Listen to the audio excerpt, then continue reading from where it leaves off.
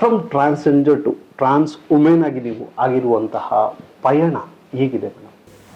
So ನನ್ನ ಒಂದು life journey ಏನಿದೆ, it was like roller coaster journey. ಅಷ್ಟು ಹರ್ಡಲ್ಸ್ ಇತ್ತು, ಅಷ್ಟು ಪ್ರಾಬ್ಲಮ್ಸ್ಗಳಿತ್ತು. ಬಟ್ ಯಾವುದೇ ಒಂದು ಮನುಷ್ಯ ಲೈಕ್ ನಾವೇನಾದ್ರೂ ಮಾಡ್ಬೇಕಂತ ಹೊರಟಾಗ ಸೊ ಯೂನಿವರ್ಸ್ ಸಪೋರ್ಟ್ ಮಾಡುತ್ತೆ. ಅಂದ್ರೆ ಲೈಕ್ ತುಂಬಾ ನೀವು ನಿಷ್ಠೆಯಿಂದ ನಿಜವಾಗ್ಲೂ ಏನೋ ಒಂದು ಒಳ್ಳೆ ಕಾರಣದಿಂದ ನೀವೇನಾದ್ರೂ ಮಾಡ್ಬೇಕಂತ ಹೊರಟಾಗ ಸೊ ಅದೆಲ್ಲ ಕಾರ್ಯರೂಪಕ್ಕೆ ಬರುತ್ತೆ. ಸೊ ಹಾಗೆ ನನ್ನ ಲೈಫಲ್ಲಿ ಒಂದು ಒಳ್ಳೆ ಥಾಟ್ಸ್ ಇರೋದ್ರಿಂದ so my life is beautiful ಅಂತ ಹೇಳ್ಬೋದು. ಅನೇಕ ಪ್ರಶ್ನೆಗಳಿದಾವೆ. ಮಚ್ ಬಿಫೋರ್ ನಾನು ಹೋಗೋದಕ್ಕಿಂತ ಮುಂಚೆಗೆ ಜಸ್ಟ್ ನಿಮ್ಮ ಬಾಲ್ಯದ ಬಗ್ಗೆ, ಅಂದರೆ ನೀವು ಏನು ಬಾಲ್ಯದಲ್ಲಿ ಏನು ಮಾಡ್ತಿದ್ರಿ, ಎಲ್ಲಿಂದ ಬಂದ್ರಿ, ಹಾಗೂ ನಿಮ್ಮ ಕುಟುಂಬದ ಬಗ್ಗೆ ಕೆಲವು ಮಾತಾಡೋದಾದ್ರೆ. ನನ್ನ ಬಾಲ್ಯದ ಬಗ್ಗೆ ಆಲ್ಮೋಸ್ಟ್ ಈಗ ಜನರಿಗೆಲ್ಲ ಗೊತ್ತು. ಸೊ ಸುಮಾರು ಇಂಟರ್ವ್ಯೂಸ್ ಎಲ್ಲ ಕೊಟ್ಟಿದ್ದೀನಿ.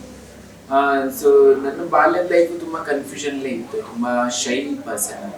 ಸೊ ಅಷ್ಟು ಲೈಕ್ ಇವಾಗ ಹೇಗೆ ನಾನು ಎಕ್ಸ್ಪ್ರೆಸ್ ಮಾಡ್ತೀನಿ, ಹೇಗೆ ನಾನು ಮಾತಾಡ್ತೀನಿ ಈಗಿರಲಿಲ್ಲ ಫಸ್ಟ್. ಸೊ ಆ ಟೈಮಲ್ಲೆಲ್ಲ ಭಯ ಆಗ್ತಿತ್ತು. ಎಲ್ಲಿ ನಾನು ಒಂದು ಸ್ವಲ್ಪ ಹಿಂಗೆ ಮಾತಾಡಿದರೆ ಕೂತ್ಕೊಂಡ್ರೆ ಏನೋ ಒಂದು ಜನ ಎಲ್ಲ ಕಂಡುಹಿಡಿದ್ಬಿಡ್ತಾರೇನೋ, ಎಲ್ಲಿ ನನಗೆ ಬೇರೆ ಬೇರೆ ರೀತಿಲಿ ಚಕ್ಕ ಇಜಡ ಏನೇನೋ ಭಾಷೆಯಿಂದ ಕರೀತಾರೇನೋ ಅನ್ನೋದೊಂದು ಆ ಖಿನ್ನತೆ ಇತ್ತು. ಸೊ ತುಂಬಾ ಅಂದ್ರೆ ಎಜುಕೇಶನ್ ಮಾಡ್ಬೇಕಾ, ಈ ಕಡೆ ನಂತರ ನಾನು ಗುರ್ತಿರ್ಬೇಕಾ, ಸುಮಾರು ಯೋಚನೆಗಳು, ಸುಮಾರು ಕ್ವಶನ್ ಮಾರ್ಕ್ಸ್. ಆ ದಿನಗಳಲ್ಲಿ ಈಗ I want to be a girl ಅನ್ನೋ ಫೀಲ್ ಇರ್ತದೆ. So I want to be a girl ಅನ್ನೋದಕ್ಕೂ ಅಥವಾ ನಾನು ಆ ಥರ ಆಗಕ್ಕಾಗ್ತಾ ಇಲ್ಲ ಅನ್ನೋದು ಆ ಒದ್ದಾಟ ಹೆಂಗೆ ನೀವು ಮ್ಯಾನೇಜ್ ಮಾಡಿ? ಅದೇ ನಾನು ಹೇಳೋ ಪ್ರಕಾರ ನಾನು ತುಂಬಾ ನಮ್ಮ ಕಮ್ಯುನಿಟಿ ಜನನ ನಾನು ನೋಡ್ತಾ ಇದ್ದೆ. ನಮ್ಮ ಮನೆ ಮುಂದೆನೆ ಒಂದು ನಮ್ಮ ಫ್ರಾಗ್ರೆನ್ಸ್ ಸ್ಟೋರ್ ಇತ್ತು. ಸೊ ಅಲ್ಲಿ ನಮ್ಮ ಕಮ್ಯುನಿಟಿ ಜನ ಎಲ್ಲ ಬರ್ತಿದ್ರು. ಆವಾಗ ನಾನು ಅನ್ಕೋತಾ ಇದ್ದೆ, ಅಂದ್ರೆ ಲೈಕ್ ಟ್ರಾನ್ಸ್ಜೆಂಡರ್ ಅಂದ್ರೆ ಹಿಂಗೇ ಜೀವನ ಮಾಡ್ಬೇಕಾ, ಹೀಗೆ ಇರ್ಬೇಕಾ, ಇದಕ್ ಬೇರೆ ಏನೋ ಅರ್ಥನೇ ಇಲ್ವಾ? ಹಂಗಿದ್ರೆ ಲೈಕ್ ನಾವ್ ಎಷ್ಟೇ ಕಲ್ತ್ರು, ಎಷ್ಟೇ ಎಜುಕೇಶನ್ ಮಾಡಿದ್ರು ಮತ್ತೆ ಅದೇ ಹುದ್ದೆನೆ ಮಾಡ್ಬೇಕಾ ಅನ್ನೋದೊಂದು ಕ್ವಶನ್ ಮಾಡ್ತಿತ್ತು. ಬಟ್ ನಾನು ಅವಾಗ ನನ್ನ ರಿಸರ್ಚ್ ಮಾಡಿದೆ, ಯಾಕೆ ನಮ್ಮ ಕಮ್ಯುನಿಟಿಯವರು ಇಷ್ಟು ಲ್ಯಾಗ್ ಆಗ್ತಿದ್ದಾರೆ, ಏನಕ್ಕೆ ಮೇನ್ ಸ್ಟ್ರೀಮ್ ಬರ್ತಾ ಇಲ್ಲ, ಬೇರೆ ಯಾವ್ದೋ ಇಂಡಸ್ಟ್ರಿಯಲ್ಲಿ ವರ್ಕ್ ಮಾಡುತ್ತಿಲ್ಲ, ಸೊ ಇದೇ ಯಾಕೆ ಕೆಲಸ ಮಾಡ್ತೀವಿ ಅಂತ ನಾನು ರಿಸರ್ಚ್ ಮಾಡಿದಾಗ ಅಲ್ಲಿ ಫ್ಯಾಮಿಲಿ ಸಪೋರ್ಟ್ ಸಿಗ್ತಾ ಇಲ್ಲ ಎಷ್ಟೊಂದು ಜನಕ್ಕೆ, ಮೇಲಾಗಿ ಎಜುಕೇಶನ್ ಸಿಗ್ತಾ ಇಲ್ಲ. ಸೊ ಎಷ್ಟೇ ನೀವು ಟ್ಯಾಲೆಂಟೆಡ್ ಆಗಿದ್ರು ಎಜುಕೇಶನ್ ಅಲ್ಲಿ ಆಗ್ತಿಲ್ಲ ಅಂತಂದಾಗ ನೀವು you can't run the show ಅಲ್ಲ. ಎಲ್ಲೇ ಹೋಗಿ ಈ ಪ್ರಪಂಚದಲ್ಲಿ ಎಲ್ಲೇ ಹೋದ್ರು education is the powerful weapon. ಎಲ್ಲೇ ಹೋದ್ರು ಅಲ್ಲಿಂದ ಪಾರಾಗಿ ಬರ್ಬೋದು. ಸೊ ಹಾಗೆ ನಾನು ಎಜುಕೇಶನ್ ಕಂಪ್ಲೀಟ್ ಮಾಡೋಣ, ಫಸ್ಟ್ ನನ್ನಲ್ಲಿ ಏನಿದೆ ಟ್ಯಾಲೆಂಟ್ ಅದನ್ನ ನೋಡೋಣ. ನಂತರ ಬಿಟ್ಟು ಫಸ್ಟ್ ನಾನು ಬೆಂಗಳೂರಿಗೆ ಬಂದು ನನ್ನಲ್ಲಿರೋ ಟ್ಯಾಲೆಂಟ್ ನ ಯೂಸ್ ಮಾಡ್ಕೊಂಡು ವರ್ಕ್ಗಳನ್ನ ಮಾಡಿ, ಯಾವಾಗ ನಾನು ಕರೆಕ್ಟ್ ಆಗಿರೋ ಒಂದು ಬಜೆಟ್ ಮಾಡಿ ಒಂದು ಬಿಸ್ನೆಸ್ ಸ್ಟಾರ್ಟ್ ಮಾಡಿದೆ, ನನ್ನ ರೆಸ್ಪಾನ್ಸಿಬಿಲಿಟಿ ಇತ್ತು. ಆಸ್ ಅ ಮಗ ಆಗ್ಬಿಟ್ಟಿದ್ದೆ ನಾನು ನಮ್ಮ ಮನೆಯಲ್ಲಿ. ಸೊ ಅದು ರೆಸ್ಪಾನ್ಸಿಬಿಲಿಟಿ ಮುಗಿಸಿ then I open my book.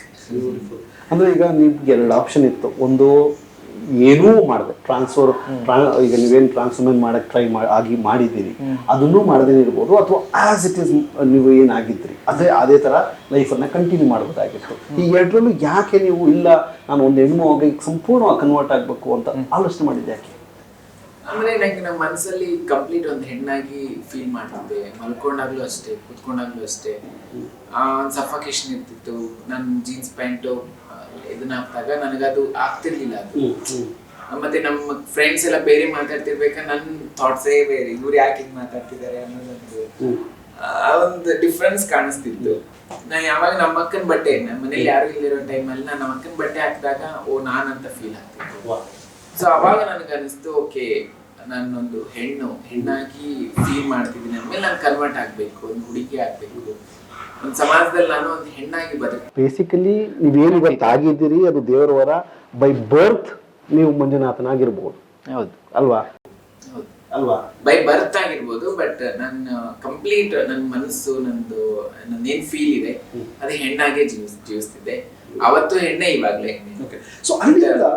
But ಪ್ರಕೃತಿಯಿಂದ ನಾನು ಇದಾಗಿರ್ತೀನಿ, ಬಟ್ ಪ್ರಕೃತಿಯಿಂದನೇ ನಾನು ಈ ತರ ಆಗಿರೋದು. ಸೊ ಇಟ್ಸ್ ನಾಟ್ ಲೈಕ್ ನಾನು ಗಂಡಿನ ಹೆಣ್ಣಾಗ್ಬೇಕು ಅಂತ ಆಗಿಲ್ಲ. ಇದು ಎಲ್ಲರಿಗೂ ಅಷ್ಟೇ, ಯಾವುದೇ ಟ್ರಾನ್ಸ್ಜೆಂಡರ್ ನೀವು ನೋಡಿದ್ರು ಅವ್ರಾಗೆ ಆಗಲ್ಲ. ಅವ್ರಿಗೆ ಆ ಫೀಲ್ ಆಗಿರೋದ್ರಿಂದನೇ ಅಷ್ಟೆಲ್ಲ ಚಾಲೆಂಜಸ್ ಅವ್ರು ಫೇಸ್ ಮಾಡ್ಕೊಂಡು ಮತ್ತೆ ಹೆಣ್ತಾರೆ. ಬಟ್ ಎಷ್ಟೋ ಜನ ಇವತ್ತು ಅದನ್ನ ನಾನು ಒಂದು ಬಿಸ್ನೆಸ್ ಮಾಡೋದಕ್ಕೋ ಅಥವಾ ನಾನು ಹಣ ಪಡೆಯೋದಕ್ಕೋ ಭಿಕ್ಷೆ ಮಾಡೋದಕ್ಕೋ ನಾನು ಹೆಣ್ಣಾದ್ರೆ ಅಥವಾ ನಾನು ಈ ರೀತಿ ಹೆಣ್ಣಾಗಿ ದುಡ್ಡನ್ನು ದುಡಿಬೇಕು ಅನ್ನೋ ಮನಸ್ಥಿತಿ ಎಷ್ಟು ಬಹುತೇಕ ಜನರಿಗೆ ಇಲ್ವಾ? ಖಂಡಿತ ಇದೆ. ತುಂಬಾ ಈ ತರ ಒಳ್ಳೆಯವ್ರು ಕೆಟ್ಟವ್ರು ಅಂತ ಎಲ್ಲಾ ಇಂಡಸ್ಟ್ರಿಲಿ ಇರ್ತಾರೆ, ಎಲ್ಲಾ ಕಡೆನೂ ಇರ್ತಾರೆ, ಎಲ್ಲಾ ಸಮಾಜದಲ್ಲಿದೆ, ಎಲ್ಲಾ ಕಾಸ್ಟ್ ಕ್ರೀಡ್ ಎಲ್ಲಾ ಕಡೆನೂ ಇದೆ. ಸೊ ಹಾಗೆ ನಮ್ಮ ಇದ್ರಲ್ಲೂ ಆ ತರ ಜನ ಇದ್ದಾರೆ. ಒಬ್ಬೊಬ್ರು ಸುಮ್ನೆ ಗಂಡಿನ ವೇಷ ಹಾಕೊಂಡ್ಬಂದು ದುಡ್ಡು ದುಡಿಯಕ್ಕಾಗಲ್ಲ ಅಂತೇಳಿ ಈ ತರ ಮಾಡಿದಾಗ ಈಸಿ ಮನಿ ಅನ್ಕೊಂಡು ಮಾಡೋರಿದ್ದಾರೆ. ಬಟ್ ನಮ್ಮ ಕಮ್ಯುನಿಟಿ ಒಬ್ಬರಿಗೆ ಅವ್ರಿಗೆ ನಾರ್ಮಲ್ ಆಗಿ ಒಂದು ಇಂಡಸ್ಟ್ರಿಗೆ ಹೋಗಿ ವರ್ಕ್ ಮಾಡಕ್ ಆಗ್ತಿರ್ಲಿಲ್ಲ, ಅವ್ರಿಗೆ ಅಲ್ಲಿ ಧೋರಣೆ ಆಗ್ತಿರುತ್ತೆ, ಅಲ್ಲಿ ಅವ್ರಿಗೆ ಬೈತಾ ಇರ್ತಾರೆ. ಸೊ ಹಾಗಾಗಿ ಅವ್ರು ಆ ಕೆಲಸ ಮಾಡ್ತಿರ್ತಾರೆ. ಬಟ್ ಅದನ್ನ ಅಡ್ವಾಂಟೇಜ್ ತಗೊಂಡು ಎಷ್ಟೊಂದು ಗಂಡ್ ಮಕ್ಳು ಹೆಣ್ಣು ರೂಪ ಧರಿಸಿ ಅವ್ರು ಭಿಕ್ಷೆ ಬಿಡೋ ಮುಖಾಂತರ ನಮ್ಮ ಬಿಸ್ನೆಸ್. ಹೌದೌದು, ಆತರ ನಡೀತಾ ಇದೆ, ಎಷ್ಟೊಂದು ನಡೀತಾ ಇದೆ. ಅದರ ಕಮ್ಯುನಿಟಿ ಜನನು ಕಂಡಿಡಿದು ಅವ್ರ ಹತ್ರ ಮಾಡಬಾರ್ದು ಅನ್ನೋ ರೀತಿಲೂ ಬರ್ತಾ ಇದೆ. ಸೊ ಅದೇ ಆತರ ಎಲ್ಲ ಹೋಗಿ ಒಂದೆಲ್ಲಾ ಇಂಡಸ್ಟ್ರಿಯಲ್ಲಿ ಎಲ್ಲಾ ಕ್ಷೇತ್ರಗಳಲ್ಲಿ ನೋಡ್ಬೇಕು ಅನ್ನೋದು ನನ್ನ ಆಸೆ. ಈಗ ನೀವು ನೀತು ವಂಜಾಕ್ಷಿ ಅವ್ರು ಆದ್ಮೇಲೆ ಜನಗಳಿಗೆ ಅನ್ಸಿದ್ಯಾ, ನಿಮ್ಮ ಕಮ್ಯುನಿಟಿಯವ್ರಿಗೆ ಅನ್ಸಿದ್ಯಾ ನೋಡಪ್ಪ ನಾವು ಇಂಡಿಪೆಂಡೆಂಟ್ ಆಗಿ ಏನೋ ಒಂದು ಮಾಡ್ಬೋದು, ನಾವು ಒಂದು ಸಾಧನೆ ಮಾಡ್ಬೋದು, ನಾವು ಒಂದು ಹೋಟ್ಲ್ ಇಟ್ಕೊಬೋದು, ನಾನು ಒಂದು ಟ್ಯಾಟೂ ಸ್ಟುಡಿಯೋ ಇಟ್ಕೊಬೋದು, ಈ ತರ ಒಂದು ಮನಸ್ಥಿತಿ ಬಂದಿದ್ಯಾ, ಇಂಪ್ಯಾಕ್ಟ್ ಆಗಿದ್ಯಾ? ತುಂಬಾ ಜನ ಇವಾಗ ಚೇಂಜ್ ಆಗಿದೆ. ನನಗೆ ಎಷ್ಟೊಂದು ಇನ್ಸ್ಟಾಗ್ರಾಮ್ ಅಲ್ಲಿ ಫೇಸ್ಬುಕ್ ಅಲ್ಲಿ ಎಲ್ಲ ಮೆಸೇಜ್ ಮಾಡ್ತಿರ್ತಾರೆ, ನಿಮ್ ನೋಡಿ ಎಷ್ಟೊಂದು ಜನ ಕಲ್ತಿದೀವಿ, ನಮ್ಮ ಮನೇಲಿ ಅಕ್ಸೆಪ್ಟ್ ಮಾಡ್ಕೊಂಡ್ರು, ನಿಮ್ ನೋಡಿ ನಿಮ್ ಜರ್ನಿ ನೋಡಿ, ನನಗೆ ಖುಷಿ ಆಗುತ್ತೆ. ಸೊ ಅವ್ರಿಗೊಂದು ಅದು ಥಾಟ್ ಇರಲ್ಲ ಎಷ್ಟೊಂದು ಜನಕ್ಕೆ, ಓಕೆ ನಾವೇನು ಮಾಡಕ್ ಆಗಲ್ಲ ಬಿಡು, ಇಷ್ಟೇ ಜೀವನ ಅನ್ನೋದು ಇರುತ್ತೆ. ಮೇ ಬಿ ನನ್ನ ಲೈಫ್ ನೋಡಿ, ನನ್ನ ಪೇರೆಂಟ್ಸ್ ನ ನೋಡಿ ಮೇ ಬಿ ಎಷ್ಟೊಂದು ಜನ ಉತ್ತೇಜನ ಆಗಿರ್ತಾರೆ. ಓಕೆ ಇನ್ಸ್ಪಿರೇಷನ್ ಆಗಿ ತಗೊಂಡು ಓಕೆ ಈ ತರ ನಾವು ಅಲೋ ಮಾಡಿದ್ರು ಒಂದು ಒಳ್ಳೆ ಲೈಫ್ ನ ಕಟ್ಕೋಬಹುದು ಅನ್ನೋದು ತಂದೆ ತಾಯಿಗಳಿಗೂ ಈಗ ಒಂದು ಇದು ಬಂದಿದೆ, ಧೈರ್ಯ ಬಂದಿದೆ. ಆತರ ಅಕ್ಸೆಪ್ಟ್ ಮಾಡ್ಕೋತಿದ್ದಾರೆ, ಅವರು ಒಂದು ಒಳ್ಳೆ ಜೀವನ ನಡೆಸ್ತಾ ಇದ್ದಾರೆ.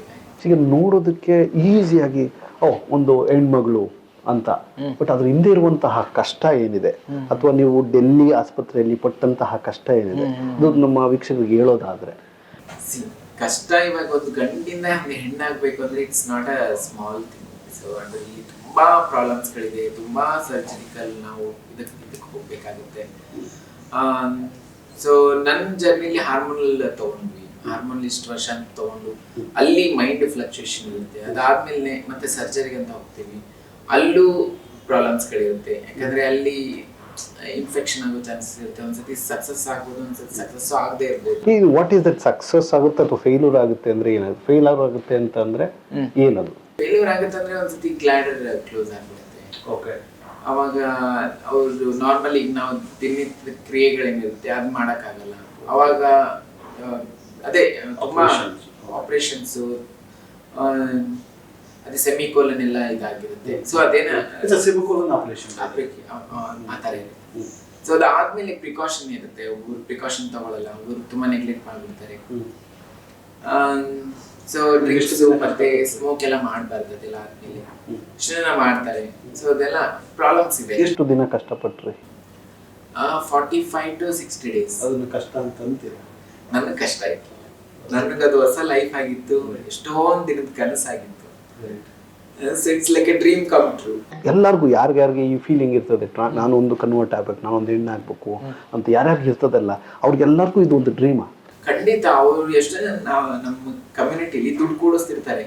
ನಂದು ಆಪರೇಷನ್ ಇದೆ next year, next month, next week ಇದೆ, ಎಷ್ಟು ಖುಷಿಯಾಗಿ ಇರ್ತಿರ್ತಾರೆ. ಅಂದ್ರೆ ಇಟ್ಸ್ ಲೈಕ್ ನಾವೇನೋ ಮ್ಯಾರೇಜ್ ಆಗ್ತಿದೀವೇನೋ, ನಾವೇನೋ ಮದ್ವೆ ಆಗ್ತಿದೀವೇನೋ, ಆ ಒಂದು ಸೆಲೆಬ್ರೇಷನ್ ಇರ್ತೀವಿ ನಾವು. ಆ ಪೇನು ನಮ್ಗೆ ಪೇನ್ ಅನ್ಸಲ್ಲ. ಅದೊಂದು ಬೇರೆ ತರನೇ ಅದು ಖುಷಿ. ಆ ಪೇನಲ್ಲ ಆ ಖುಷಿ ಬರ್ತಿರುತ್ತಲ್ಲ, ಅದು ಇದ್ರಲ್ಲಿ ಅಷ್ಟೇ ಅನ್ಸುತ್ತೆ, ಈ ಸರ್ಜರಿ ಅಷ್ಟೇ ಅನ್ಸುತ್ತೆ.